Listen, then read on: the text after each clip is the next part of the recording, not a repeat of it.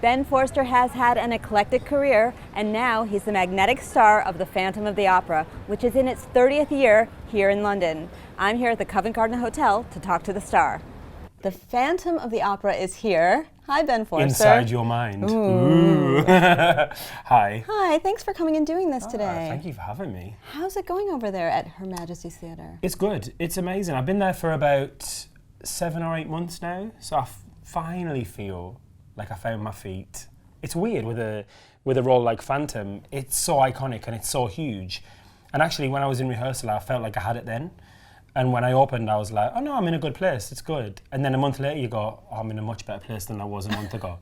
And then now I still feel like I find new things and new reasons and new ways to do things. And I feel like it develops all the time, actually. Now you have a history with Andrew Lloyd Webber. Is this your third Andrew Lloyd Webber show? Third. Because you did Jesus Christ Superstar and Evita. Yeah, third. I think once he finds a talent, he wants to keep that person working.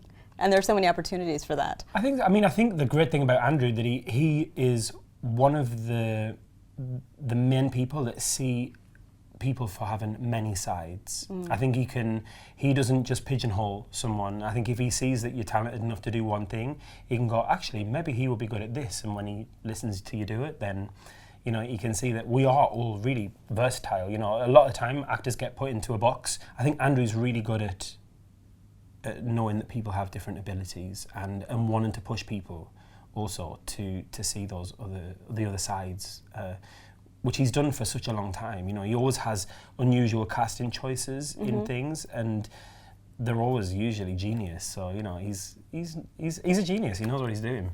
So I read, tell me if this is true, it could just be a rumor, that Phantom was your first show that you saw. My very, very first West End show that I saw. And I came on a 7-hour bus journey. From the north of England? From Sunderland. It took all night. Stayed in a dodgy hotel in Heathrow. Coming to central London from Sunderland, but stayed in Heathrow.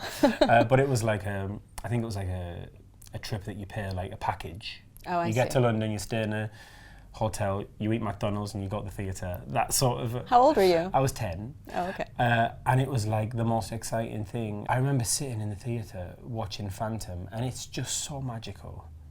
And it's so beautiful. And I remember being in awe. I remember going outside and sitting on the bus and saying to my mum, do they all get paid for that? That's a job. That's a real job. And she was like, yeah, that's what they've chosen to do, and they've dedicated their whole lives to it. And it's like, yeah, that's what I want to do. And now you're full circle, you are the Phantom. Yeah. It's amazing. And for the 30th anniversary, which is coming up this fall. I feel so lucky. I mean, it's such a beautiful thing to be involved in at such an amazing time. 30 years. It's amazing, Phantom, that it's ran for 30 years because we still sell out. We've been sold out for 2 weeks. The last 2 weeks is completely sold out, no spare seat, which is so rare. I mean, there's brand new, brilliant shows in London that everyone wants to go and see, and we're still selling out. It's incredible. Is there a brotherhood of Phantoms? I know you're friends with Ramin Karimloo. I am, yeah. And John. Owen Johns, yeah. There isn't, I think that we all kind of give each other a nod, there's a mutual respect. I just did, I was doing Elf the musical in the West End over Christmas, and my Father Christmas, Mark, was an old Phantom. And he was like, oh, you're going to have a lovely time. He told me all the do's and don'ts and all the tricks. Are there tricks? Well, there's things that can help you survive. It is a difficult thing. It's very difficult, and also, the main thing is the emotion and the shouting and being, the Phantom. You have to use so much power in your voice, and I think that's the kind of thing that I've now, 8 months on. I'm like, okay, I know where to shout, where to hold back, and you have got to discover that actually. And you have such an eclectic resume, because I can't think of another Phantom that was Buddy the Elf, or in Rocky Horror. Yeah, Buddy the Elf was within a week. Going from Buddy to Phantom was Whiplash. hard. It was weird for my brain, but I wouldn't have it any other way. I feel so lucky. I mean, yes, I can play an idiot and do the whole comedy thing, which I love. I mean, making 2,200 people in the Dominion Theatre, hell with laughing, that is a gift as much as making people cry in Phantom or making them terrified of you or making them fall in love with you, you know, it's all the reason why we perform. It's the reason why we want to do it, is to evoke emotion in people, and whether it's laughing or crying or being scared or falling in love, it's an amazing ability to be able to do that as an actor. I don't think our American viewers or audiences really know that you won the Jesus Christ Superstar talent competition, I guess I could call it that. Yeah, it was kind of like American Idol, but for a role. Was it cutthroat for you? It was awful. Really? It was honestly the worst, most terrifying experience of my life. I mean, I would never. Very not public do it. auditions every week. I would never not do it. I'm so pleased that I did it. Whether I could do it again, knowing what was around every corner, and how much stress and pressure and terrifying moments that I would experience doing that, I don't think I could do it again knowing. Did you watch the other ones because they did it for The Sound of Music and Oliver? I did, yeah. And it's just so easy watching. It's like anything, you know, if people make things look easy and it just rolls and you switch on and you're having your cup of tea or your glass of wine and you're watching something, you don't realise. I was having a cup of tea, watching it live on TV in my dressing room, and then they'd go, no, you're on next, and I'd be like, okay, yeah, fine, yeah.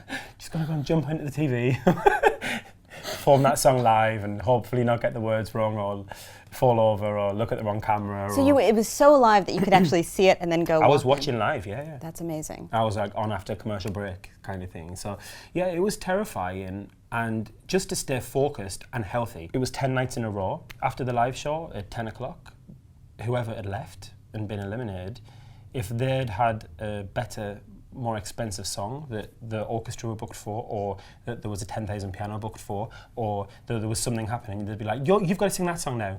You've just spent 2 months rehearsing your song, but it'd be better if you sing this song. Okay then, oh my God. What's the words?